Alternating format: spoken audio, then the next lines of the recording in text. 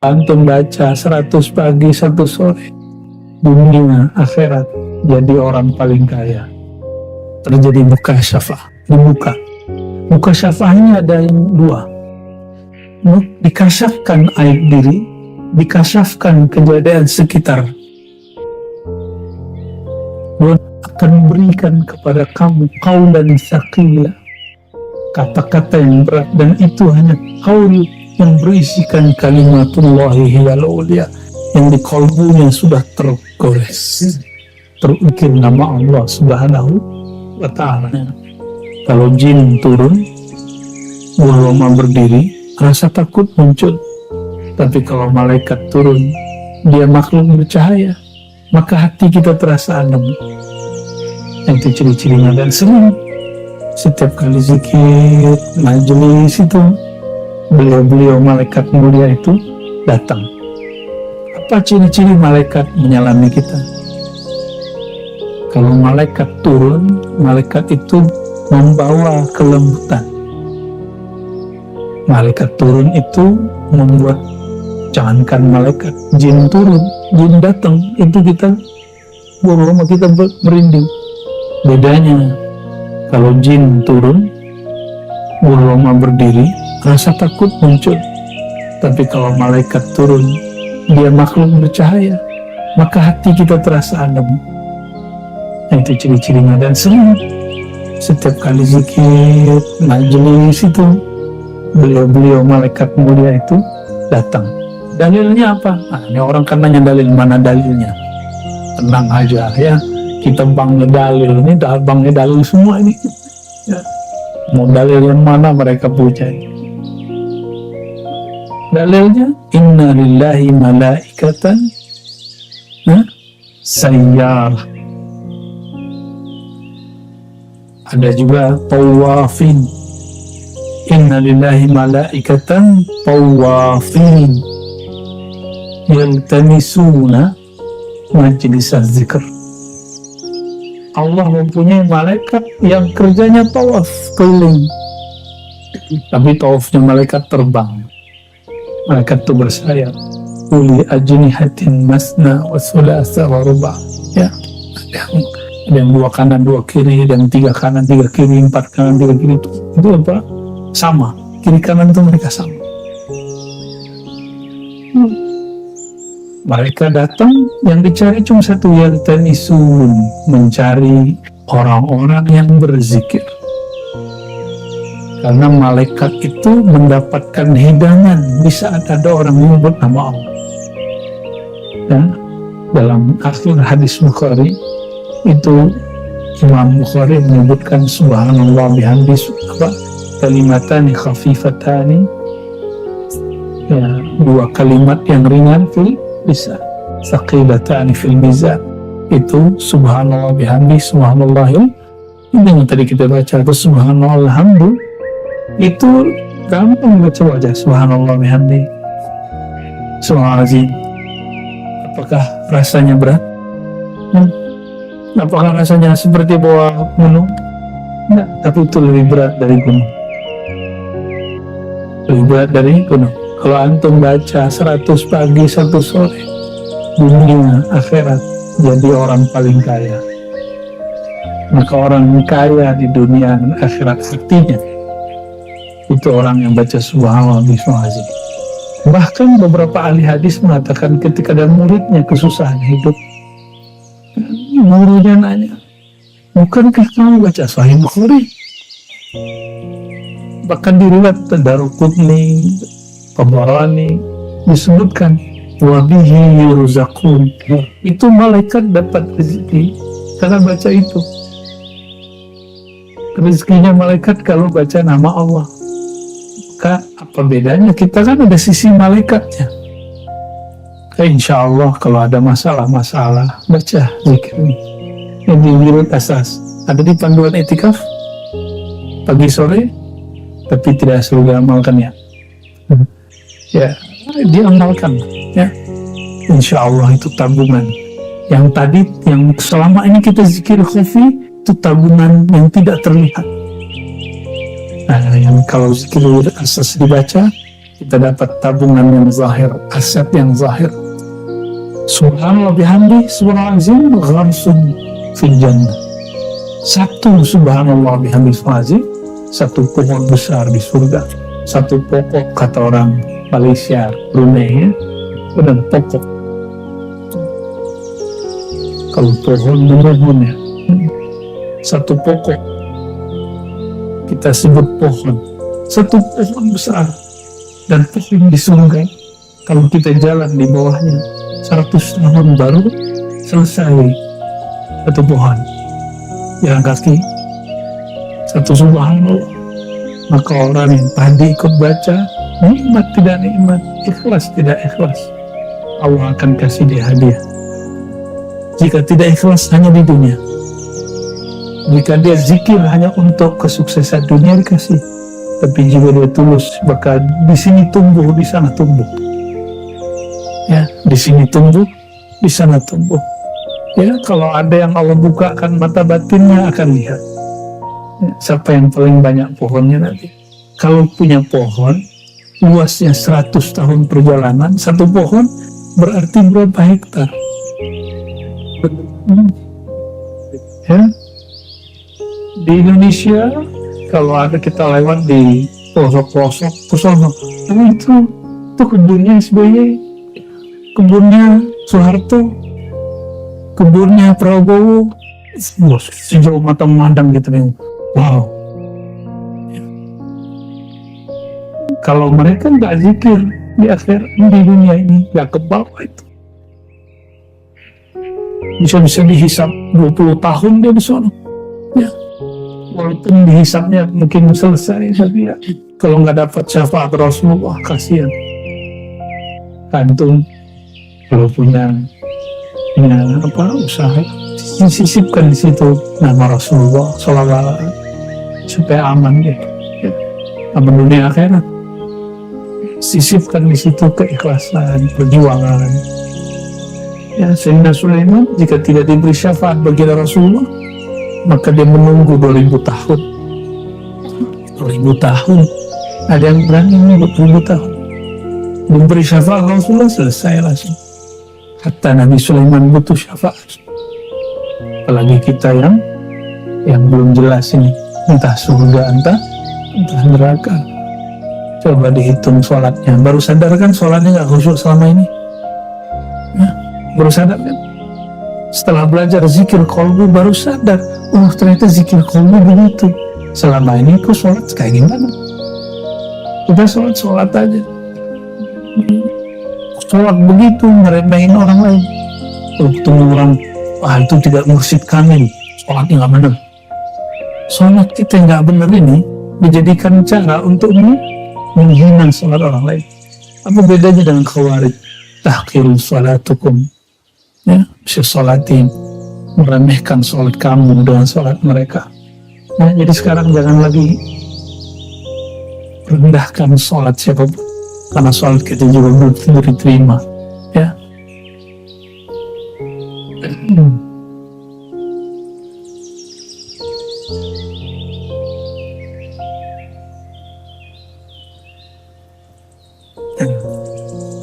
Penutup sebelum masuk yang keempat, apa kata beliau? Amma ikhtiyar akabir Naqshbandiyatil aliyah fi safar wal iqamah fa huwa yusafira fil bidayah ila an yusila nafsahu ila suhbati mursyidin kamilin fa ba'da dhalik yakunu muqiman fi khidmatihi mulaziman li suhbatihi.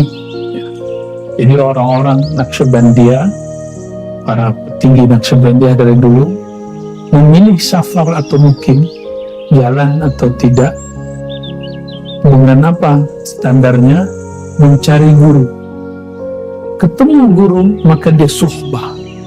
Nah, ini yang tidak dipunyai kebanyakan murid.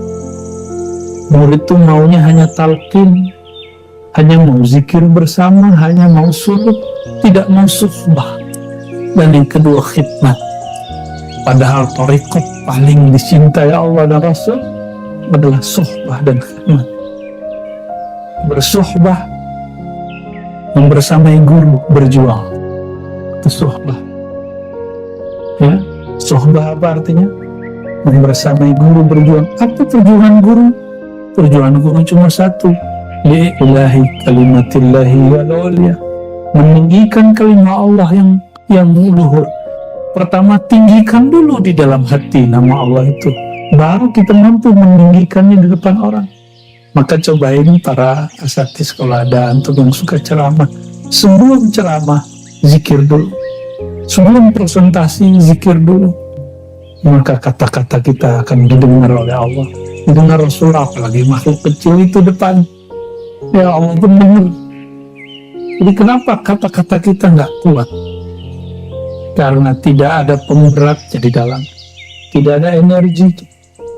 Ya, inna sanulqi alaika qawlan thaqila, kami sungguh akan berikan kepada kamu qawlan thaqila, kata-kata yang berat, dan itu hanya qaul yang berisikan kalimatullahi wal ulia, yang di kalbunya sudah tergores, terukir nama Allah subhanahu wa ta'ala. Ya, kenapa ceramah nggak perlu pakai suara aneh-aneh, perlu pakai suara perut, nggak perlu, biasa aja ya, pakai suara biasa, asli antum saja, nanti Allah yang isi. Allah isi. Dari dulu kita punya masyaikh biasa aja, ceramah ini biasa aja, nggak perlu pakai intonasi yang aneh-aneh. Dia datar tapi bergetar di kolom. Ya, semoga Allah mempertemukan kita dengan mursyid yang seperti itu, sehingga bersohbat dengannya dan berkhidmat. Khidmat apa saja, bukan khidmat sebatas khidmat kita bantu dia secara materi, tapi kita bersamai secara spiritual. Ya, kalau bantu pakai materi semua orang bisa, tapi bantu secara spirit, sampai dia dipanggilnya datang, diundang dia, labbaik ya syekh. Ya, jangan kebanyakan murid enggak, ya, takut diberikan tugas. Banyak murid melarikan diri kalau diberikan tugas. Kalau melarikan diri dari berikan ijazah boleh. Itu guru saya itu bertahun-tahun gak mau terima ijazah, gak mau terima mandat, kan dia merasa dia tidak alim. Yang ada teman kita rebutan mau dapat ijazah tertulis, ijazahkan kau menjadi mursyid semuanya. Apalagi kalau sudah alim, ya, pengennya kalau suluk langsung dapat ijazah, gampang. Ya. Kalau menirukan talqin bisa, menirukan talqin tonton aja di YouTube tuh. Tapi kalau menirukan energi, hanya Allah yang beri. Ya, nggak bisa sama. Ya, nggak bisa sama. Bahannya sama, kokinya beda, rasanya beda nggak? Ya, beda.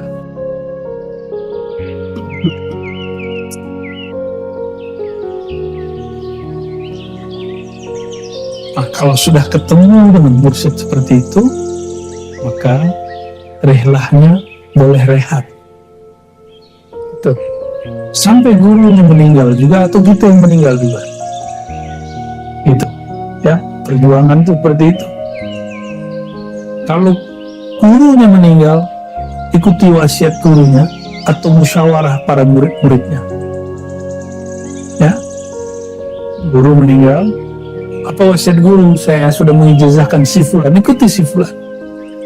Saya sudah wasiatkan si fulan yang meneruskan perjuangan, ikuti dia. Jangan ngomong, waktu aku berguru kepada syekh, dia itu masih kecil. Perasaan itu nafsiyah namanya, ego. Berarti gak patuh dengan guru. Gak patuh. Kepatuhan itu bukan berdasarkan umur atau pengalaman lebih dahulu. Lalu bedanya apa antum dengan Azazil? Azazil sudah 18.000 tahun berzikir di surga, memimpin para malaikat berzikir. Pendatang baru datang, sehari pun belum umurnya, disuruh untuk menjadi guru di sana, dan malaikat semuanya kagum kecuali Azazil. Disuruh sujud kecuali Azazil. Gak apa kata dia, asjud liman khalaqta mintin ya. Gimana ayatnya biayanya? Asjud liman khalaqtahu mintin. Masa aku sujud ke pendatang baru yang menciptakan dari yang aku injek-injek selama ini, itu tanah. Gengsi dong. Nah, sama kan seperti itu. Saya ngikut anak muda. Dan ingat, thariqah tidak turun kepada anak, kecuali anak itu juga anak rohani gurunya. Jadi thariqah ini nggak turun kepada anak jasmani, kecuali dia juga murid gurunya. Dan semoga anak-anak kita juga mewarisi hal yang sama. Amin ya rabbal alamin. Al-Fatihah.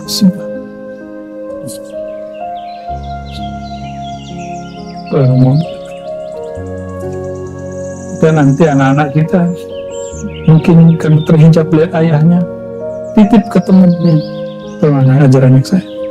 Ntar dia baru tahu ilmu bapak dia bagaimana, baru dia balikin. Lalu seperti itu guru-guru kita begitu ya. Jarang-jarang yang bisa belajar kepada ayahnya langsung. Jarang. Kalau bisa, alhamdulillah. Kalau enggak, maka harus dibuat modal seperti itu. Ya, jadi bersafar darwatan tujuannya apa? Mencari guru, lalu sohbat. Sohbat itu maknanya apa? Membersamai perjuangan. Guru maksum, terpelihara dosa atau tidak? Guru itu manusia, ya. Kalau guru ada salah, maklum nggak? Coba nanti antum lihat, nanti ada kesalahan di kami, bisa nggak bersama? Hah?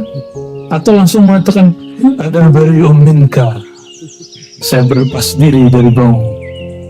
Itu murid kazib. Ya. Murid kazib. Ngikut orang takut. Kalau ngikut guru dituduh sesat. Kalau bersama dia nanti kita ikut-ikut disesatkan orang. Sudah banyak yang begitu. Ya, sudah banyak, bukan satu dua orang. Ya, berarti dia ngikut gurunya bukan karena guru, tapi karena ilmu dia. Oh, cocok nih orang alim nih, kayaknya sahih nih. Ternyata ada yang kritik ya. Masih sama guru gak? Ternyata dalam pikirannya guru ini gak boleh salah. Loh, dia sudah sama dengan Syiah Rafidah. Syiah Rafidah meyakini imam itu maksum. Dalam ahlu sunnah, dalam thariqah sufi, guru tidak maksum. Guru tidak terpelihara dari dosa. Guru itu mahalul khata' wa nisyan juga, bahkan zunub wal ma'asi. Ada seorang ulama ditanya, Abul Qasim al-Junaid al-Baghdadi, gimana kalimat ini? Ayasi, ayazidul wali. Itu terjemahannya. Apakah wali masih bisa berbuat dosa besar? Jawabannya, itu ketetapan Allah bahwa wali bukanlah nabi. Ya, wali bukanlah nabi. Ini ada murid, gurunya ikut politik langsung ditinggal. Gurunya poligami langsung ditinggal. Serius. Ada seorang murid nggak mau lagi ikut gurunya karena gurunya kawin lagi. Masih hidup sekarang guru itu. Muridnya juga masih hidup, saya kenal orangnya. Bukan di sini, ya di Solo. Gurunya berpolitik. Oh, ini bukan mursyid kamil. Oh, berarti dia tahu mursyid kamil kayak gimana. Terus ngapain dia berguru? Buat thariqat sendiri aja. Kalau cuma karena guru berpolitik, guru zuat lagi, nikah lagi, terus antum baik. Kira-kira kalau antum ketemu Rasulullah gimana? Rasul ketemu Aisyah nikah, ketemu Hafsah nikah, ketemu dengan Salamah janda, baru nggak langsung nikah. Setelah selesai iddahnya, nikah lagi. Antum bakal bilang apa kepada Rasulullah nanti? Oh, itu kan Rasulullah. Nah, sama apa? Ana basyarun mislukum, kata beliau. Aku manusia seperti kamu, persis sama. Jadi pilah-pilah di situ.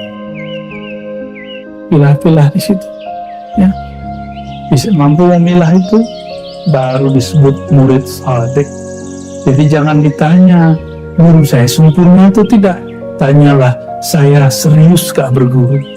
Itu disebut murid saleh. Jangan ditanya, gurunya usul gak? Tanyalah dalam kolbu, saya tasdik gak? Percaya gak dengan ilmu ini? Tasdik itu, kalau diuji, dia bertahan. Ya, kalau nggak tasdik, goyang dikit, ditinggal. Saya mengabarkan begini, di antara antum nanti ada yang begitu. Ya, semoga nggak berat-berat amat lah ya. Ya, apakah kami akan sedih? Secara manusiawi sedih, tapi secara rohani, raditu billahi, hanya ridho kepada Allah. Yang sudah sunatullah, mau gimana lagi? Tapi saya berdoa semoga kita semua, ya Allah istiqomahkan semua. Amin ya rabbal alamin. Ya, kita masuk kepada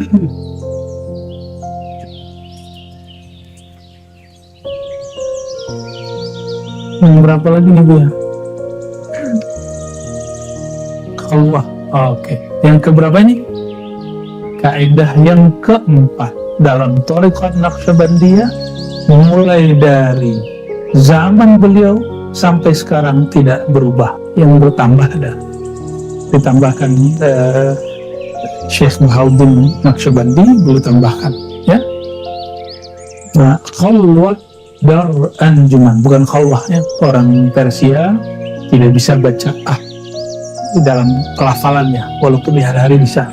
Khalwat dar anjuman. Kalau bahasa Arabnya khalwah fil jalwah, berkhalwat dalam keramaian. Kalau kata orang Syatari di Ulakan, suluk di balai, suluk di tengah keramaian. Jadi dulu orang-orang Naqsyabandi yang bersuluk ini berdebatlah dengan orang Syatari. Kata orang Syatari ini ini oknum ya, bukan tarekatnya, tapi oknumnya. Apa kata orang Syatari ini? Apa-apa nih kalian? Masa suluk 40 hari disuruh lagi? Nggak makan vegetarian lagi? Nggak keren. Yang keren itu suluk di balai, suluk di pasar, suluk lagi kerja. Gitu. Ya ternyata ini anak nggak ngerti bahwa di Naqsyabandi juga ada program namanya khalwat dar anjuman atau al-khalwah fil jalwah, bersuluk di tengah keramaian. Nah, politisi yang bersuluk, politisi yang jujur di tengah keramaian hiruk pikuk politik, usaha yang berkhalwat dar anjuman, usaha yang dia tetap berbagi di tengah-tengah kekayaan dan usaha, dia tetap jujur. Nah, masalahnya kalau orang buka usaha di Indonesia dan di mana saja, itu mesti ada liku-likunya dikit ya, mesti ada minyak-minyaknya lah ya. Makanya wajib pengusaha itu beberapa persen hartanya untuk berjuang. Kursi apa aja, dia harus bagi kemana aja. Antum hati-hati yang punya usaha sawi itu. Ya pasti ada pelicin ya. Daripada orang ono yang ngambil, mending kita yang ambil ya. Tapi itikadnya dalam arti saya harus berbagi dengan orang sana, bagi dengan para pekerja, daripada yang ngambil orang-orang yang gak jelas. Nah, apapun usahanya, termasuk pegawai negeri, mohon maaf, pegawai negeri ini kerjanya dari jam 8 sampai jam 4, jam 5, Terus antum sudah pulang duluan, ya berarti sedekahnya harus lebih banyak gitu. Ya, ya harus lebih banyak gitu. Ya keluar balik ke prenya berhala baru itu. Kenapa ada sistem begitu? Berarti banyak pegawai yang dulu mungkin tidak amanah dibuat sistem begitu, dimainin juga ya. Allahumma sholli ala sayyidina.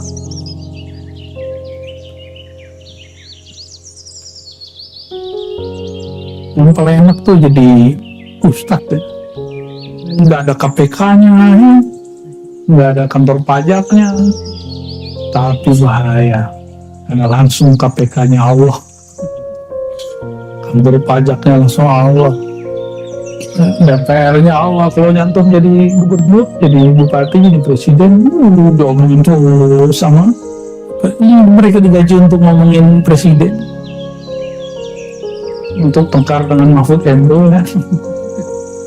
Jadi kalau DPR diam-diam aja kita curiga, kita tepuk tangan untuk mereka yang sudah nyinyir, harus nyinyir. Gak boleh marah-marah juga pemerintah kalau ada yang begitu ya, biasa aja. Khalwat dar anjuman, titiknya hilang.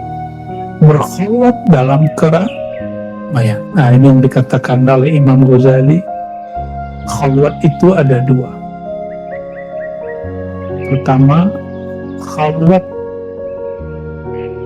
dalam pengertian hakiki, zahir dan batin, menjauh daripada makhluk ya, mirip dengan uzlah, jadi meninggalkan orang. Kalau di negeri kita ada dulu Syekh Muhammad Kanis An-Naqsyabandi, beliau punya anak disuruh suluk anaknya di hutan. Itu khalwat hakiki, masih hidup beliau ya, masih hidupnya, masih mimpin di tarbiyah sana.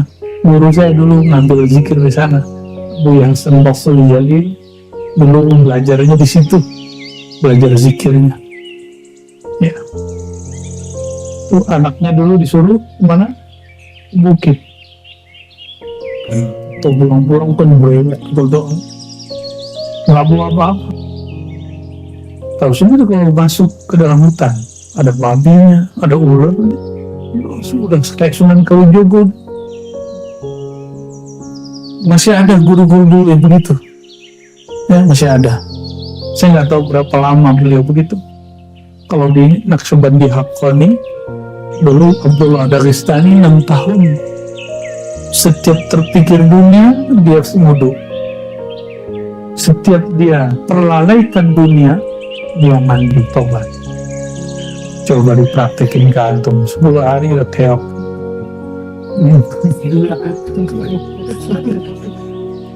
Ya, ini kenapa kita di sini setiap hari mesti mandi tobat, mengamalkan itu. Setiap hari mandi niat mandi tobat. Nah, ini bawa nanti sakit pulang pun setiap mandi tobat. Nggak ada orang mandi tobat telanjang. Mandi tobat ya pakai kain basah. Pasti pakai bahasa. Walaupun boleh secara fikih mandi tidak berpakaian dalam ruangan tertutup. Secara fikih boleh, tapi secara adat ya lain cerita. Kecuali untuk pengantin baru tuh lain cerita tuh. Nggak seru katanya.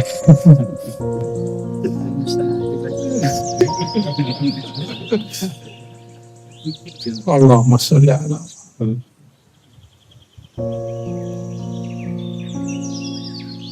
Su'il al-Khaja Bahauddin Shah Naqsyaband Quddisa sirru bi anna bina tariqikum ala ayyi syai'. Dengan apa? Jadi ada orang nanya kepada Imam Bahauddin Shah Naqsyabandi, Imam Ahlus Sunnah di zamannya, thariqah kamu ini itu dibangun dengan kaidah apa? Apa jawaban beliau? Khalwah dar anjuman, berkhalwat dalam keramaian. Nah ini yang dikatakan Imam Ghazali, khalwat pertama berkhalwat dalam kesunyian, yang kedua hati bersama makhluk. badan bersama makhluk, hati bersama Allah.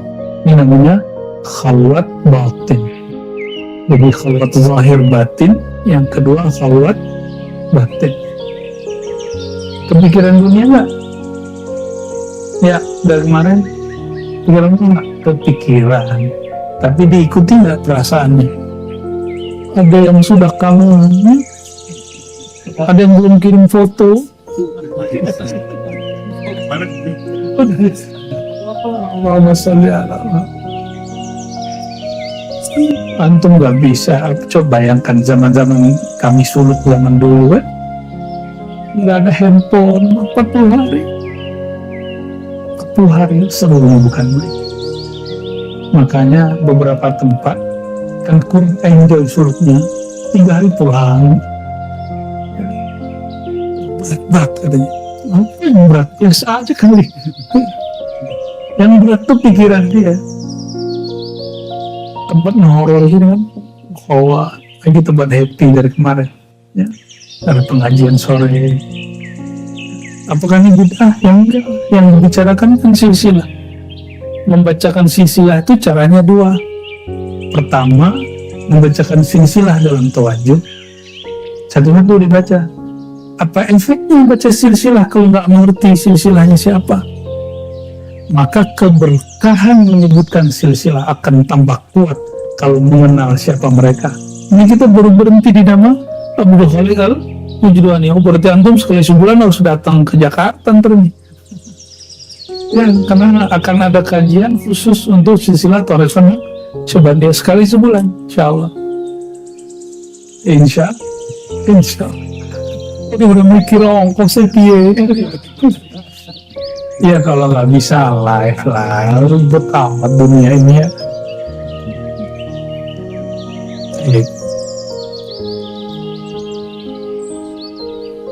Inilah yang disebut bahwa Thariqat Naqsyabandiyah juga bermanhaj Imam Ghazali. Jadi manhaj kita manhaj Imam Ghazali. Dengan cara inilah Imam Ghazali nulis kitab Kimya Us-Sa'adah dan kitab yang terakhir Al-Munqiz Minad Dhalal. Di bagian ujung tentang tasawuf dia bicara tentang ini. Di sinilah apa yang beliau katakan terjadi di sebagian salik. Terjadi mukasyafah, dibuka. Mukasyafahnya ada yang dua. Dikasyafkan aib diri, dikasyafkan kejadian sekitar. Dua-duanya baik. Ada yang hadir, dia bukan fisik, dia batin, hadir. Karena selama ini kan mata kita buka terus, jadi nggak tahu kalau ada yang bisa dilihat tanpa mata hadir. Sekarang antum latihan merem terus kan? Cuma ada yang curi-curi gitu aja. Boleh lah. Ya sahabat Nabi dulu kan begitu ya. Sahabat Nabi kata Abu Mas'ud, Ibnu Mas'ud, Ibnu Umar, Nabi dulu kalau sholat kami perhatiin jenggotnya gerak, oh berarti lagi baca ayat. Ya, lucu-lucu sahabat itu ya. Jadi sahabat tuh enjoy bersama Rasulullah SAW. Maka berguru dengan ke-enjoyan itu, walaupun gurunya serius gitu. Nah inilah yang disebut di dalam Al-Quran surat An-Nur. Nah ini wiridkan setiap malam, baca surat An-Nur ayat 35, 36, 37. Allahumma nurus samawati wal ard sampai ayat yang ketiga. Rijalun la tulhihim tijaratun wala bay'un dzikrillah. Rijalun la tulhihim tijaratun wala bay'un an dzikrillah. Rijal, maka orang-orang yang tidak lalai. Karena apa? Tijarah, usaha dia.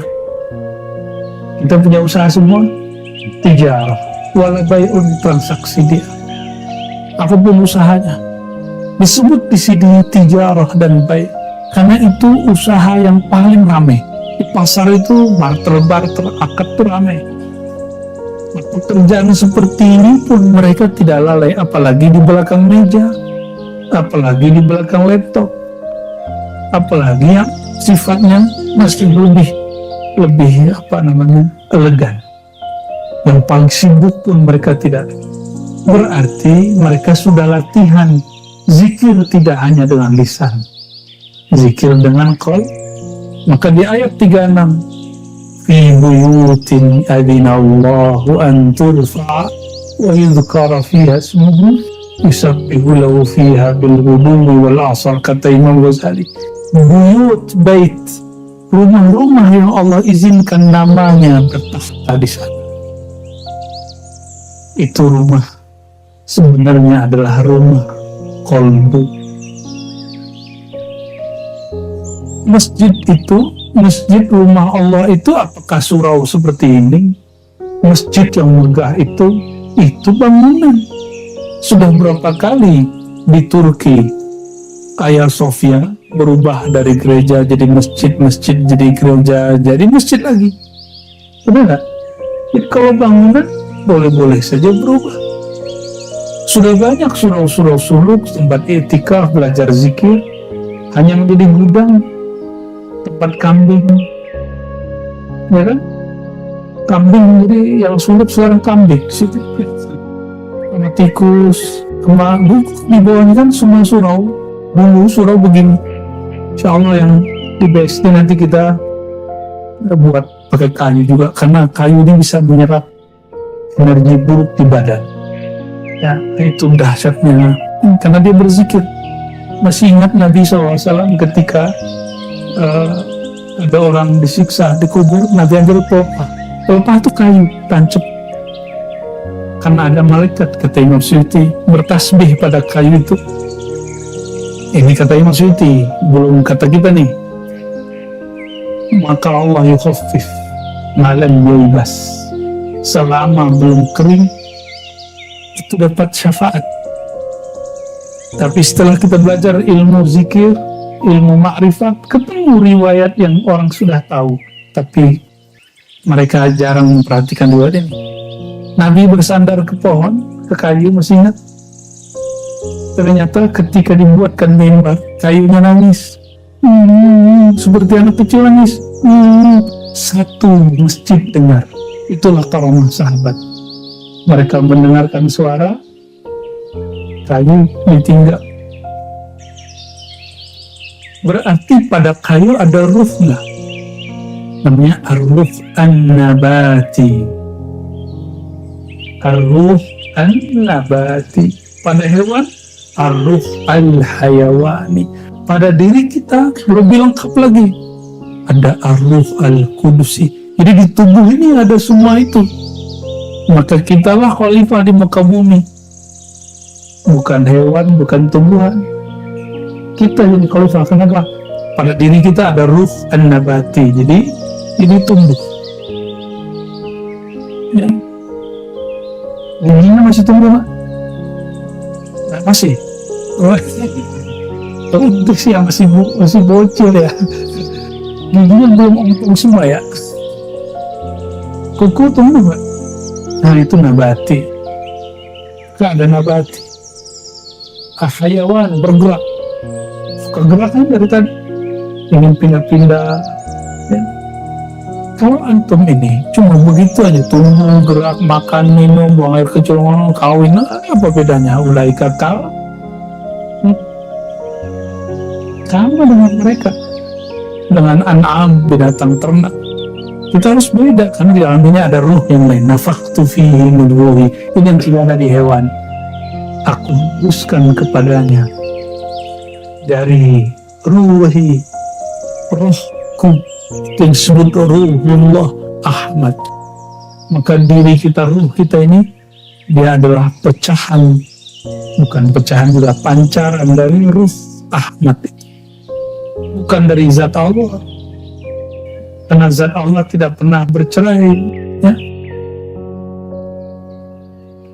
Para bocil-bocil, biarin aja ya, biar jadi kenangan indah bagi mereka nanti.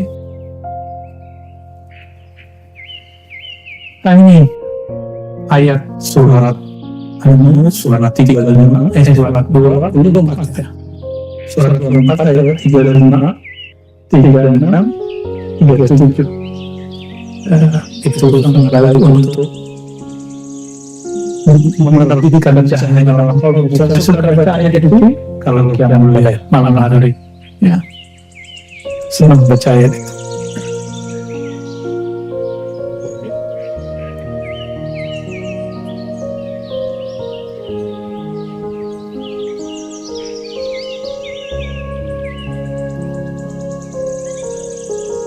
Jadi dahsyatnya Thariqah Sufi ini sebenarnya tidak hanya Naqsyabandi, semua Thariqah mengajarkan ini. Namun ketika orang tadi yang oknum Naqsyabandi dan Syatari ini mereka berdebat, berarti mereka baru mengerti tarekat secara zahir, belum tahu bahwa dua tarekat ini sumbernya sama, nanti sanadnya ke atas sama, ya. Jadi orang-orang Syatari nggak boleh tahu karena Naqsyabandi. Qadiriyah juga nggak boleh merendahkan Thariqah Balawi nggak boleh merendahkan Syadzili. Itu semua Thariqah. Kita saling menghargai. Wa qala quddisa sirru anna nisbatal batin fi hadha at-tariq ala nahjin tahsulu jam'iyatul qalb fi mala'in wa suratin tafriqatan akthar mimma tahsulu fil khalwah. Bahkan kata beliau, kamu sadar bertuhan dalam keramaian lebih banyak daripada sadar dalam khalwat. Itu yang dituntut.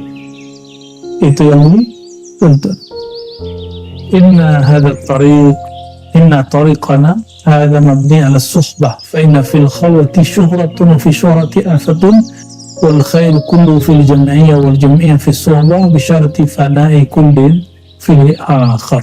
Nah, ini penting. Berkali-kali saya sampaikan ke beliau-beliau ini, kalau ijazah gampang dikasih guru, antum bisa buat surau zawiyah sendiri, tapi bersama-sama itu yang penting. Apa kata beliau di sini? Thariqah kita dibangun dengan suhbah. Suhbah itu berjamaah, lain dengan syuhrah. Thariqah kita bukan viral-viralan, bukan viewer-vieweran. Kalau orang masyhur, dia masyhur sendiri. Enggak. Wafi syuhrah afatun. Dalam popularitas lebih tepatnya afatun, ada masalah. Wal khair kulluhu fi jam'iyah. Kalau Allah masyhurkan atau Allah nggak masyhurkan nggak ada urusan, yang penting kulluhu fil jam'iyah, berjamaah, kebersamaan. Banyak orang soleh sendiri-sendiri, ketemu setan, singanya setan habis. Banyak orang soleh habis. Kita nggak soleh, nggak apa-apa, tapi berjamaah dengan orang soleh. Ketika terjadi kegoncangan, baik goncang iman, musibah lahir batin, dan musibah akhir zaman, paling berat fitnah akhir zaman, kalau orang berjamaah, ya, walaupun tubuhnya berjarak jauh, tapi mereka pergerakannya selalu bersama-sama. Fil jamaah, fil jam'iyah, ya.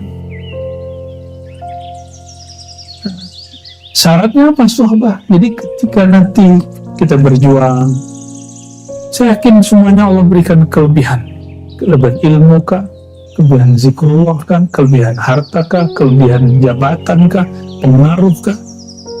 Kalau orang berjamaah, sisi ini dia lemburkan dalam yang lain. Jadi dia nggak mentang-mentang saya bisa, mentang-mentang saya berkuasa, mentang-mentang saya punya, enggak, mentang-mentang saya berilmu, enggak. Saling melengkapi. Orang berilmu kadang kurang beruntung dalam rezeki, orang punya rezeki kadang kurang beruntung dalam kekuasaan, orang punya kekuasaan kadang kurang beruntung dalam ilmu. Maka semuanya berjamaah, saling melengkapi.